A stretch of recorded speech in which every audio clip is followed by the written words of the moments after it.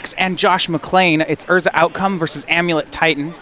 And on the standard seat, we do have Eric Johnson on Bant Golos versus Matt Nass's Simic midrange. But here we go for our legacy match. Baeckstrom on the play, starting with a Tropical Island.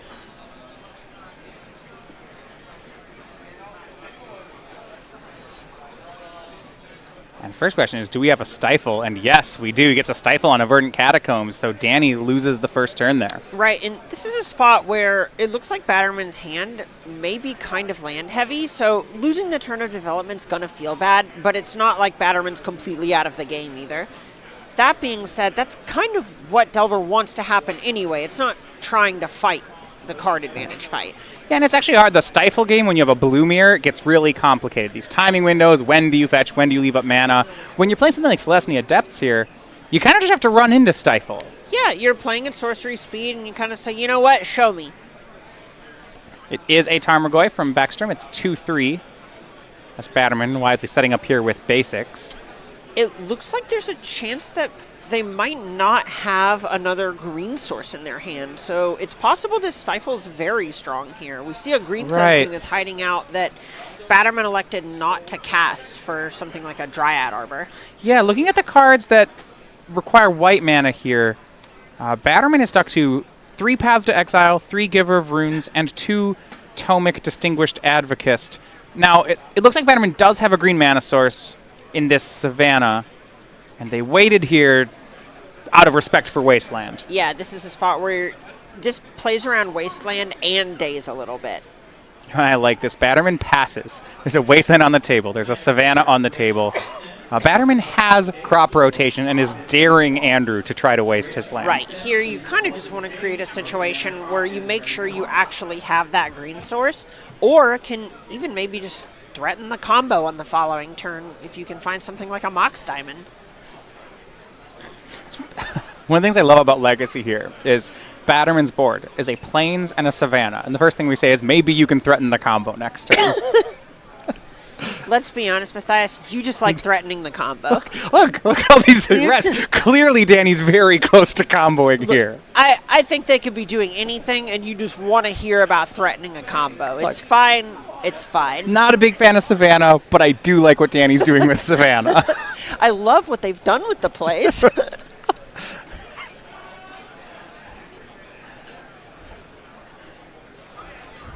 Ponder here for Baeckstrom did not like what he saw, so shuffles. The Ponder brings Tarmogoyf up to a 3-4. And this is kind of the game that Delver wants to play most of the time, is just putting something on the battlefield and then having the opponent not do anything relevant while applying pressure. Second Wasteland for Baeckstrom. Now, because sacrificing a land is a cost to crop rotation, there's no real way for Baeckstrom to Wasteland away this Savannah. No, and this is sort of a leveled thinking situation where Batterman wanted to present a juicy target for Wasteland. Since Batterman knows that they're a Depths deck, Wasteland's good against their combo, so instead it's better to not use something like Green Sun's Zenith to get a Dryad Arbor, because then Baeckstrom might hold on to Wasteland instead.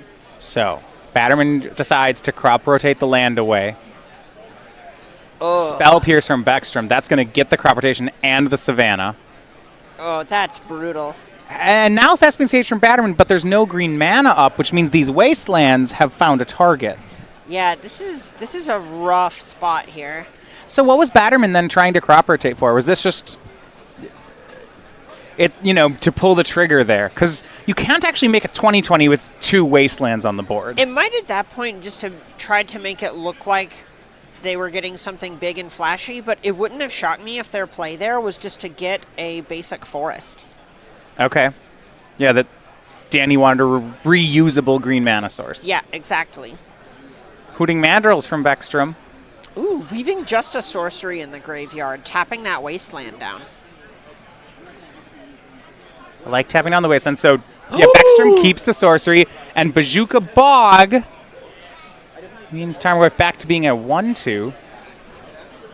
Danny bogging themselves here. Yeah, just in their shrink the Knight Goyf. of the Reliquary deck. And with Knight of the Reliquary in Danny's hand. Right.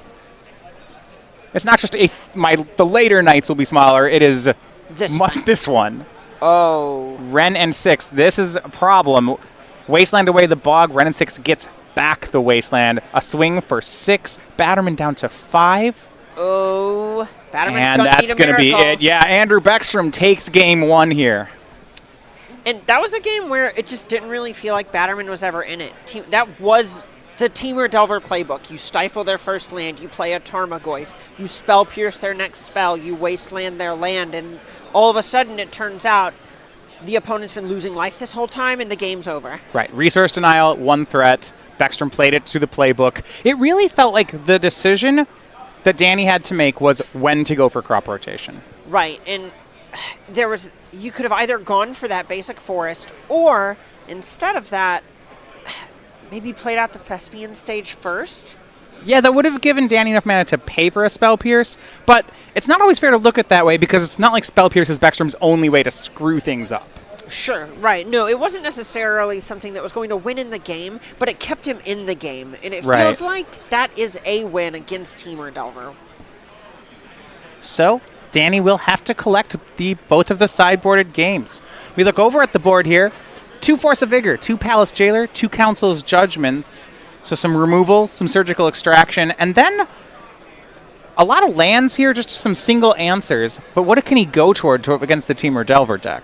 So in this particular matchup, a lot of what you're trying to do is just be a little bit better at being a fair game, just because Delver's a resource denial strategy and you're ultimately kind of a combo deck. You want the game to try and go a little bit longer because eventually those dazes, those spell pierces, the soft permission, or all of this soft permission, it loses value if you just play lands. So if you can prolong the game, hit your land drops, you'll presumably end up coming out ahead. So you're going to be looking at things like Palace Jailer. Council's Judgment is great because it answers True Name Nemesis. These are the things that Batterman's going to have to try and check Baeckstrom's threats in order to prolong the game. Wants to play a fair game. That part makes sense. How much does the Dark Depths combo happen in this matchup? So that's going to vary a lot, but it's generally Batterman's best way to win. The nice thing about the Selesnya Depths deck is you do have access to things like Knight of the Reliquary and Tomic Distinguished Advocist, which are just good in the heads-up fights, right, and then also provide redundancy and protection for your combo. Certainly this is the matchup that Batterman had in mind. For those of you joining us, of the teams here on day 2, 11 of the 28 teams registering Temur Delver. It was the most popular deck by almost 3 times as much as any other deck. It is almost half the room. Right. Out of 28 decks, it's 11 of them. And you can even see the effect it has on Batterman's deck list. For example, Mother of Runes was cut for Giver of Runes, a card that is typically worse, but it has a 2nd point of toughness. That is because of Temur Delver. Yep, it is exactly because of Renin 6. You can make an argument for it being because of Plague Engineer, but the big thing is just the 2-mana Planeswalker that's kind of subtly taking over Legacy, it feels like. I mean, even these 2 main deck Tomics, that's another Renin 6 respect. Yeah, absolutely. Just turns off the plus ability on Renin 6, hurts the Wasteland loops that kind of draw you to something like Renin 6 and might turn a Great Keep into an unplayable hand. So you want to keep up to date on these movings in Legacy, you can subscribe to the Star City Games newsletter. This is delivered each week for free into your mailbox. You get highlights from the week's articles, upcoming locations for the SCG Tour, and IQs near you. You can sign up for free, starcitygames.com/newsletter.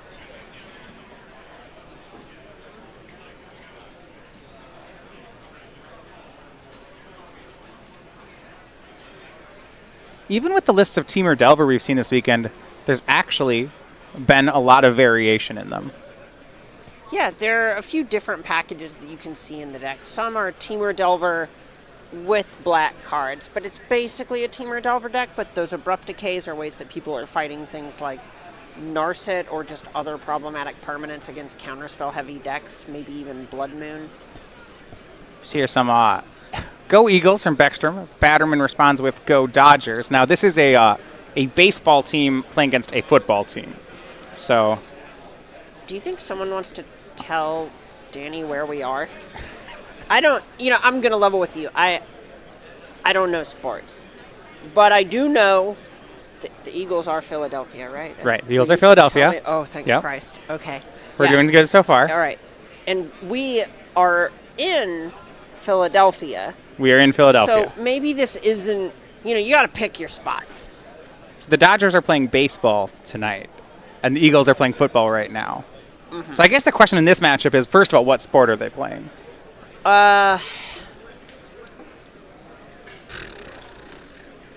Foot bat.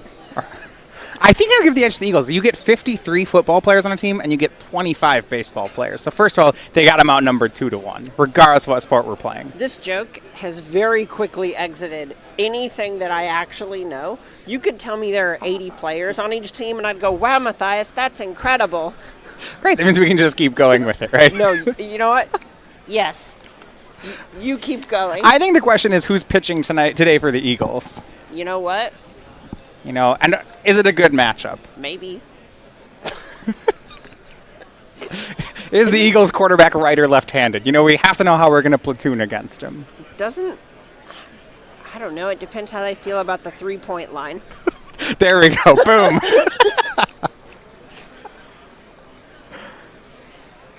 Other matchup here. Josh McClain takes game one for his team as well. Urza Outcome over Ari Lax.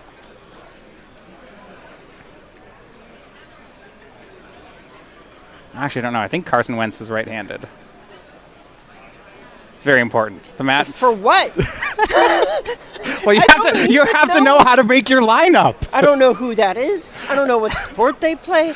I don't know if they play sports. We're mixing them here. None of this makes sense. For all I know, you just go, oh, they were a founding father. I don't. Well, we are in Philadelphia. What? Yeah. Is that relevant? Well, the Liberty Bell's nearby. I buy it. Yeah. That sounds real.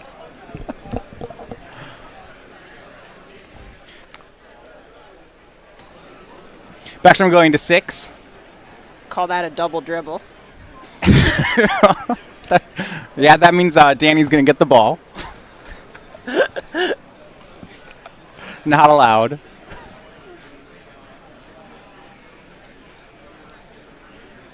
So when does a frisbee get involved? Well, is it a frisbee golf frisbee or an ultimate frisbee? Because it'll be different depending.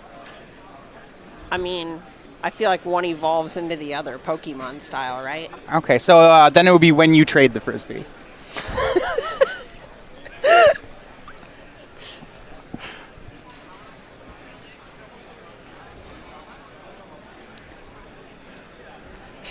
That Go Eagles thing, I feel like you have to have your sideboard notes Yeah. put away. Yeah, okay.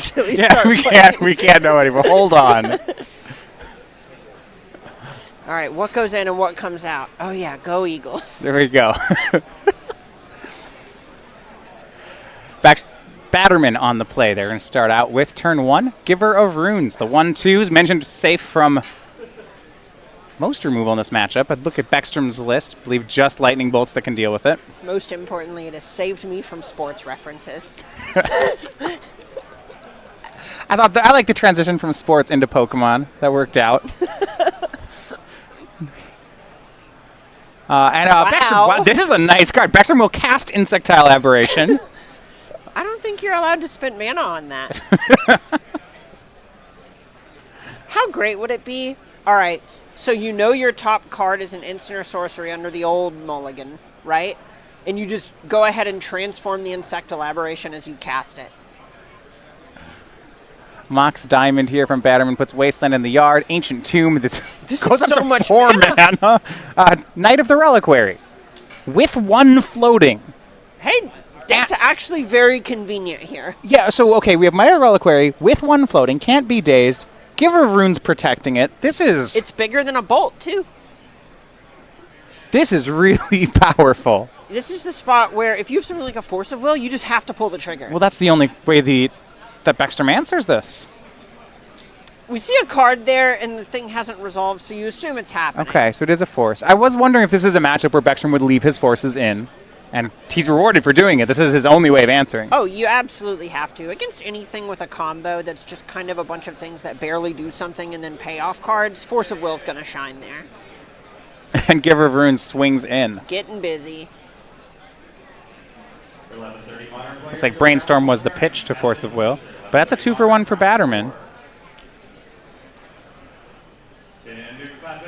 Baeckstrom we go. Delver stays a 1-1.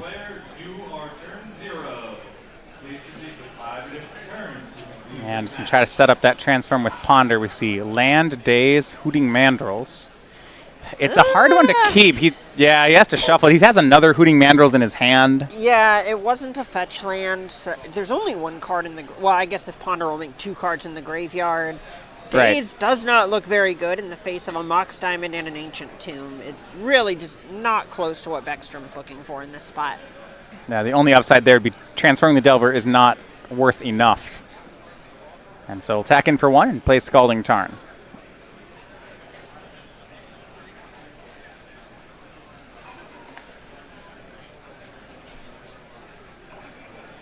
Knight of the Reliquary number 2 from Batterman. Does Baeckstrom have another Force of Will? Don't think so. Well, cards are untapping. I doubt it. Preordain will transform the Delver, and so now Baeckstrom has to race. We have a 4/4 Knight of the Reliquary with protection from Giver of Runes. And the Knight's going to grow here as well, off that Wasteland, you'd think. Oh, yeah, absolutely. And that doesn't even get into the fact that Knight can start trying to filter things like Savannah to combo pieces if they wanted to. I think that's an interesting question. When Batterman untaps with the Knight, do they turn it sideways and attack, or do they set up a combo? So there's a spot where you might not necessarily set up a combo, but you're likely looking for a better land and to increase your clock here. Attacking for 4 is going to take 5 turns to actually kill Baeckstrom, but if you could get your Knight to, say, a 5/5 or a 6/6, then that's going to take roughly the same amount of time, but you get a bigger creature for your trouble and get to play around things like Magmatic Sinkhole.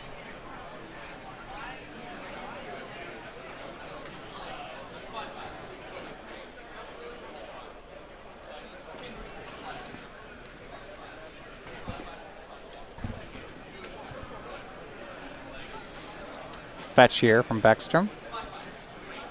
Enough mana cards in the yard now for Hooting Mandrills. Though a 4/4 not going to do too much on a board against Knight of the Reliquary. It's possible that Baeckstrom might try to set up... You can't even double block. I was about to say a double block, but then this Giver of Runes just blows it out. Right. I could pick a blue or green. Both would win the combat. Swinging, though, for 3. Ander is keeping damage going. Looks like has Batterman down to 13.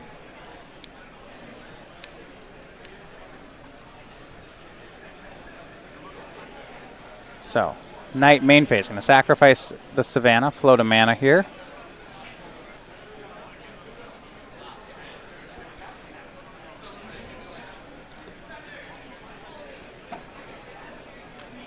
Maybe it is going to be the combo that Batterman goes to. Yeah, if there's another way, say Batterman drew a Dark Depths or a Thespian Stage this turn, you can just make a 20/20. And it looks like the combo that'll be selected is the I have a lot of wastelands combo. I mean, it's a potent one with Knight of the Reliquary. We saw a Council's Judgment as well, hiding out in Batterman's hand. It's possible that Batterman just decides to take out this Hooting Mandrills and say, all right, let's race. Right. Well, and they have some options here. So they cast Council's Judgment. Could go for either here. It is going to be Hooting Mandrills. Actually, it's going to be Insectile Aberration. And that actually makes sense, right? Because Knight holds down the ground. Wastelands takes care of most of the mana. Leave Baeckstrom with just a tropical island. He says go.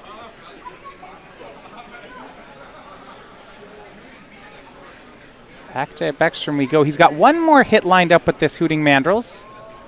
Things get pretty dicey now. So Batterman is down to 7, and now just kind of has to sit back with this Knight of the Reliquary. And Wasteland from Baeckstrom this time takes care of most of the board. But you're right, the Knight of the Reliquary, plenty big. And here's Path to Exile out of Batterman. Oh. There are not basics in Andrew's deck. So that's cleared away. We look at the graveyard. 6 lands in the graveyard. This is an 8/8 Knight of the Reliquary. But looks like still going to go searching. Make that a 9/9.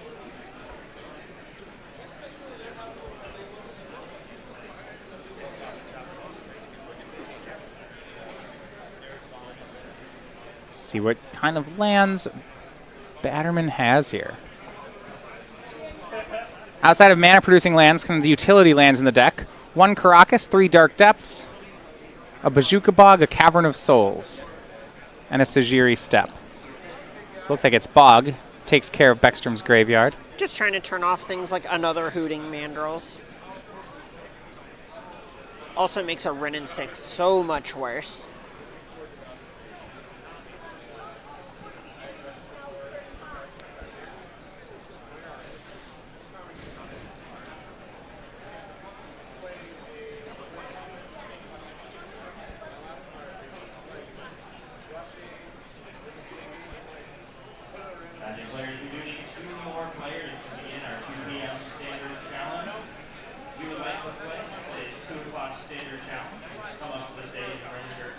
Brainstorm from Baeckstrom. After losing that volcanic island and the tropical island, he doesn't have many resources to work with, trying to find a way to get 7 more damage across. Finds Misty Rainforest.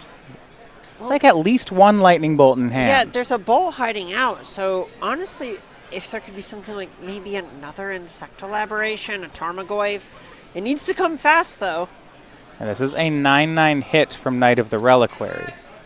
Over half of Baeckstrom's life total. This means that Right. Baeckstrom's just dead next turn if he doesn't find a way to deal with this Knight of the Reliquary. Yeah, he's down to 8. Now down to 7 off the fetch.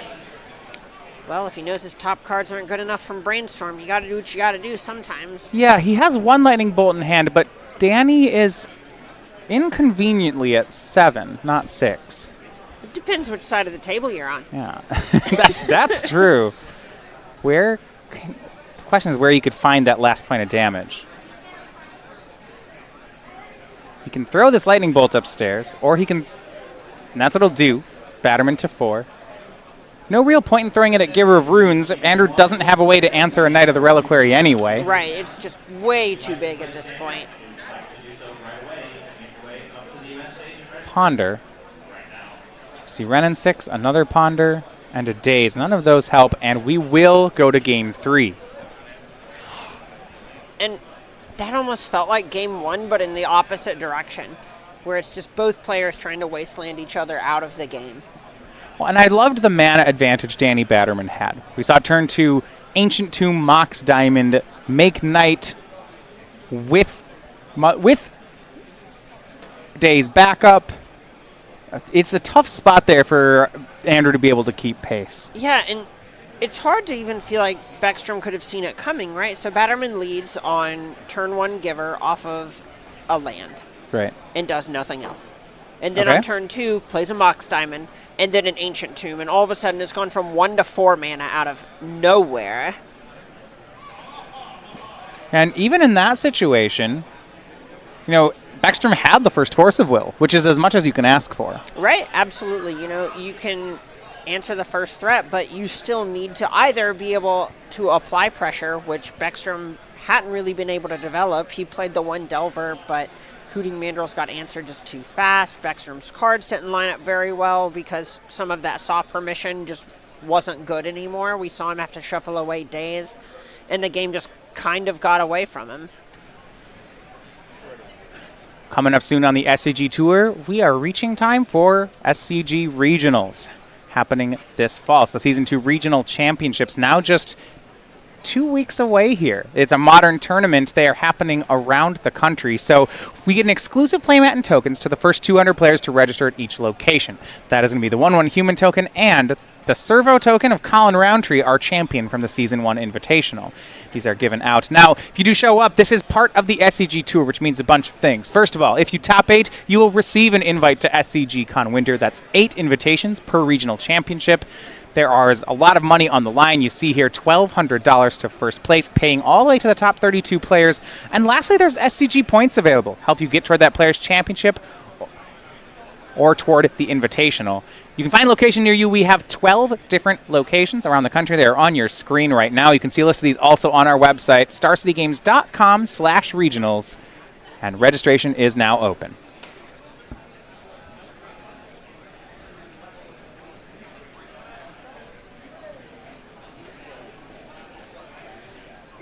Modern taking some pretty big shakeups as well. We had some bannings, some new cards. This weekend, Urza Outcome, the deck by Josh McClain, looks to be the new player. Oh, yeah, absolutely. Emery, Lurker of the Loch, just looks so strong.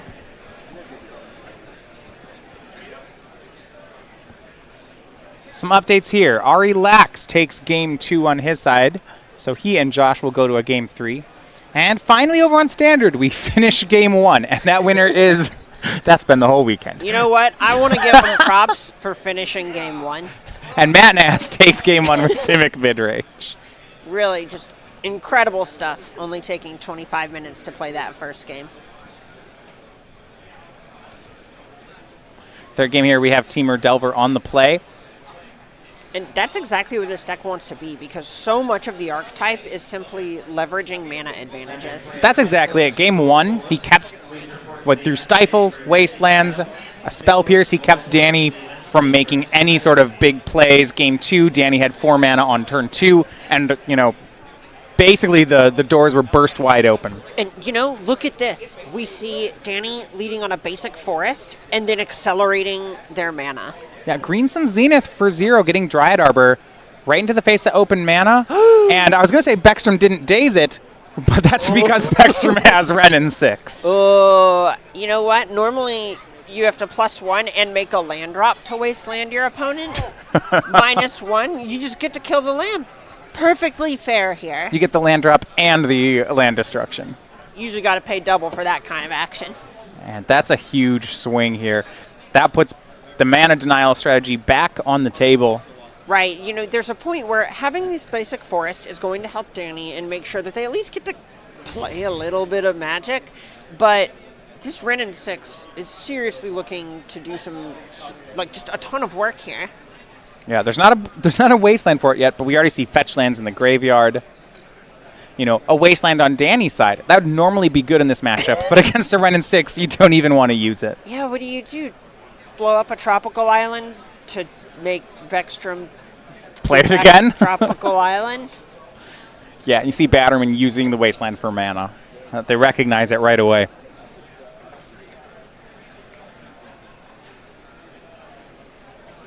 Two mana here. No white yet. Looks like we see crop rotation, and that makes sense. Danny floating that mana. They don't want to get it to get dazed, but they do want to sacrifice the wasteland. And this is fine, but it doesn't feel like a huge victory. Right, a bog. I'm hoping that Baeckstrom doesn't have another fetch land, but that is not the case. Beats.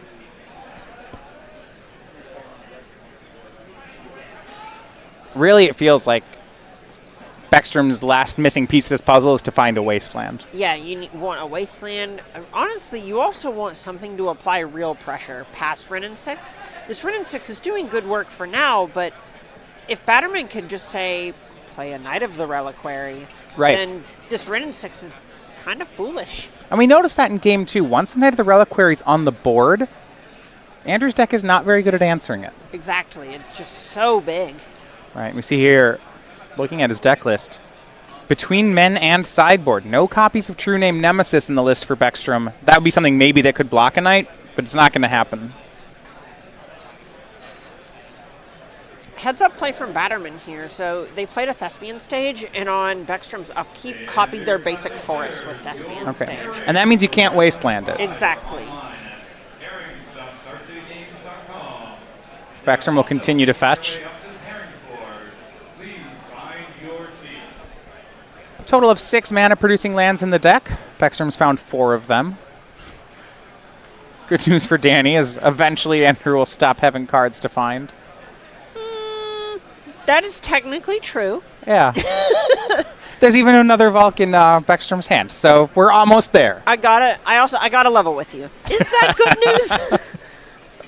Well, you know, Means it's not getting any worse. the good news is eventually Baeckstrom will have all the lands in his deck in play. Yeah. Dark Depths here. Hold on. Oh. From Batterman, there's a Thespian stage. Okay. So once there's a 20/20 on the battlefield, Baeckstrom can't answer. There's no... Well, he has a Submerge. There is Submerge out of the sideboard. Right. That is all I'm seeing. Yeah, it looks like that's really the only thing that does it here. I suppose right now you see Batterman not going for the Merit Lage because of out of respect for Stifle. Right, and there's also the point where with those Submerges, Batterman does have a forest in play right now. Again, kind of going back to it, the missing piece to the puzzle for Baeckstrom is Wasteland. He still hasn't found it. When he does, this board gets easy to clean up. Right. Discarding to hand size. Second Wrenn and 6 goes away. And note that Batterman did not go for it at all. There's a crop rotation in their hand, and it looks like their goal here is to try and set up a single step where they can use crop rotation to protect the Merit Lage with a Sajiri step. Right. The land in their deck, Sajiri Step would give it protection from blue. Then Merit Lage can attack. Right, and Batterman having a copy of Wasteland actually can give them a bit of agency on when they go for it in the face of Baeckstrom having a Wasteland. Where you say, Wasteland, Baeckstrom's Wasteland, Baeckstrom goes to fight back, and you respond to Baeckstrom's activation by implementing your combo. Yeah, there's actually a lot for Batterman to play to here. Oh, hey, we hit that thing where Baeckstrom has There we all go. his lands in play. No more land. Look at this bright side. Wrenn and 6, up to 6 loyalty. And actually, yeah, Baeckstrom has drawn plenty of cards, but hasn't actually found much that helps here. Right, he is pretty flooded.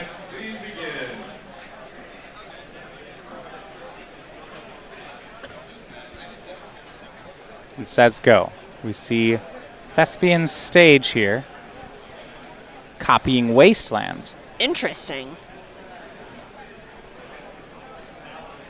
Another stage from hand. Batterman, go ahead. This is all about these layers of redundancy. You know, it doesn't always come up that you actually get to do all of this stuff against the Temur Delver deck, but, you know, Baeckstrom doesn't have pressure, so Batterman just kind of gets to say, all right, well, I'm going to create a situation in which I have 3 points of interaction covered. What is Batterman, what's the go point? What do they wait for here? So here the big thing that they're probably trying to do is just to have as many bases covered as possible. And at this point, the thing that's limiting them is how much raw mana they have. Crop rotation from Batterman. This feels like we're getting to the critical point. I want to talk about the Wrenn and 6 emblem, because once you can start retracing Submerges, things get a lot harder for Batterman. Right. But look at this. Do you see a forest in play? Okay, Forrester. Oh, no.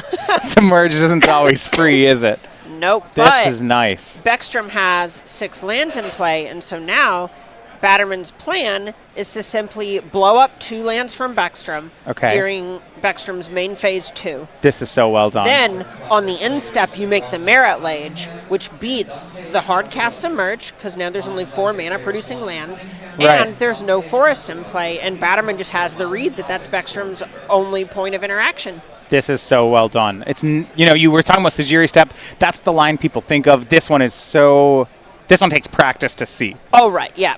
Batterman, absolute master of this archetype, knows their deck in and out. This is their archetype. And this is why. This is the payoff for learning your deck like this. This is so good. Wastes.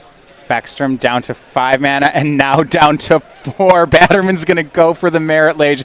And you see Baeckstrom pausing on the second wasteland saying, oh. Wait a second. How did I... Are you serious?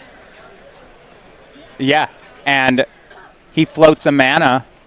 I mean, you know, a Stifle would have done something there, but he doesn't have that. Now, I don't know if the Batterman can still play around Stifle. That still stops the Merit Lage. That's true, but only for this turn. Right, the actual trigger that makes Merit Lage continues to trigger. Exactly. What you would end up having to stifle is the Thespian stage activation. Right. Because if you wait for the Dark Depths, stifle that, then it just does it again. Right. So Hooting Mandrills from Baeckstrom. And this is just sort of Baeckstrom saying, well, all right, I hope this is good enough. I can't beat it anyway. Says go. And yeah, stifles the Thespian stage. Baeckstrom buys himself a turn. Now, what he also could do, if it's not over though, because if Batterman... Batterman needs to make Merit Lage now, because if Batterman doesn't, Baeckstrom can make a Wrenn 6 emblem and stifle every turn. Exactly. And just start retracing the stifle. Right. This is go time. This is the moment. And I love the patience on Batterman's side, recognizing that this is the pivotal turn, setting up for it with 2 Wastelands. I mean, when Batterman first Thespian staged the Wasteland, we were pretty confused. Right. This is nice. A Path to Exile on Hooting Mandrills. No basics in Baeckstrom's deck. He'll daze it. Batterman pays. So Baeckstrom dazes again. Batterman pays again. But now with all this happening, Batterman can't make Merit Lage this turn. So there is a point where how many lands does Baeckstrom actually have? Because each time you retrace a stifle, it does cost a land. On top of all of that, Baeckstrom is nowhere near Submerge anymore. Right. Be interested to see how this goes. So Wrenn 6 can emblem this turn. And this Elvish Reclaimer is a 3/4. Okay. It's a real threat on its own. So we see the emblem from Baeckstrom. Now all his spells have retrace.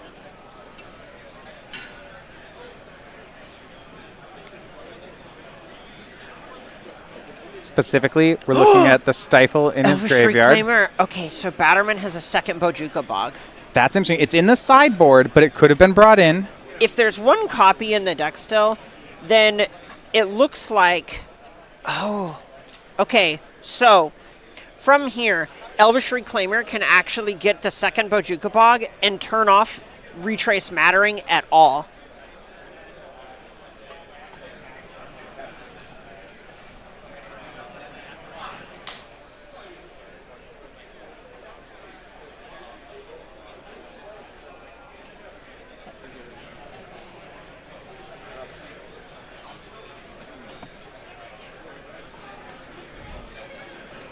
And the patience here from Batterman is just absurd. Yeah. Batterman kind of realizes that they're not actually under any kind of pressure here. You just have the ability to stare and say, all right, you have an emblem, but... 7 cards in hand for Baeckstrom. Along with the Wrenn 6 emblem.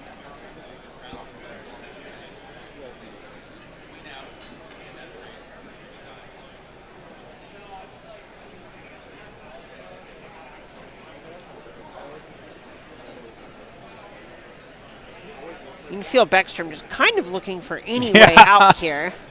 How did it? You know, it's one of those things you spent so much of the game getting extra cards, having an uncontested Wrenn 6, made all the way to the emblem. As the Delver player, you just feel there should be a way to do this. Right, he was discard stepping at one point. Right. Says go. We see Thespian stage. Try to copy Dark Depths. It's going to be a Stifle again from Baeckstrom. And because of this emblem, Baeckstrom can do this for a while. Batterman says, okay, and? All right, fetches in response. But we already know there's lands in Baeckstrom's hand, right? So this is going to get... Things can just keep getting stifled. Well, the big thing is this: if this is with Stifle on the stack, it can't be retraced because it's not currently in his graveyard. It's true. Well, there might be another Stifle in his graveyard. Either way, he fetches for a forest, Elvish Reclaimer goes and gets another Thespian stage. So this means he can stage twice a turn. Right, just looking for one more land in order to be able to do that, but I have a feeling the deck's not going to have that hard a time finding a source of mana. Danny plays a few of them. This is really neat. Without a Wrenn and 6 rebuying a card every turn, eventually Baeckstrom will run out of cards if he's always retracing. Right, this is a spot where every time Baeckstrom does this, it feels like a free spell, but it isn't. There's the mana source, Verdant Catacombs from Batterman. As long as they have a land that they can find with it, which isn't guaranteed. It's hard to imagine there's not something like a Savannah. And there's even a line that... Yeah. There's a line that Batterman could take where they crack to get a Savannah, Thespian stage on the Dark Depths. Once the Thespian stage resolves, and then you have this 0 counter land, with that trigger on the stack, then you shove the forest out with the Reclaimer, and then Submerge is still turned off. All right, renew Wrenn and 6 from Baeckstrom. Pluses, starts to rebuy lands. Those are spells. Currently we see Daze in the graveyard. This is a bit of a problem now. Right now, because now Baeckstrom is getting 2 cards a turn. Exactly. This is kind of the point where things might start to get out of hand. What a game. This is so back and forth. Because it feels like both players just should have won by now.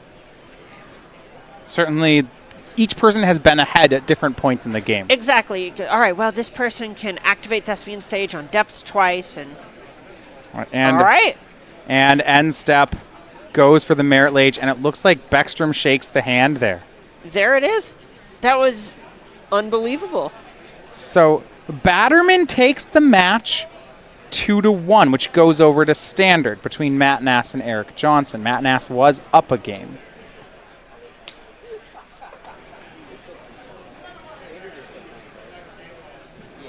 So in that situation, yeah, Baeckstrom just out of stifles. Yeah, yeah. And here we see Eric Johnson fighting a game down. Agent of Treachery stealing a heavy loyalty Oko. And it looks like there's a Nissa emblem over on Matt's side. I mean, there are a bunch of forests in play. We can probably put it together, but there is so much going on here. Yeah, we have a Wicked Wolf with 2 counters. We have a Gilded Goose. Agent of Treachery stealing an Oko here, making a food.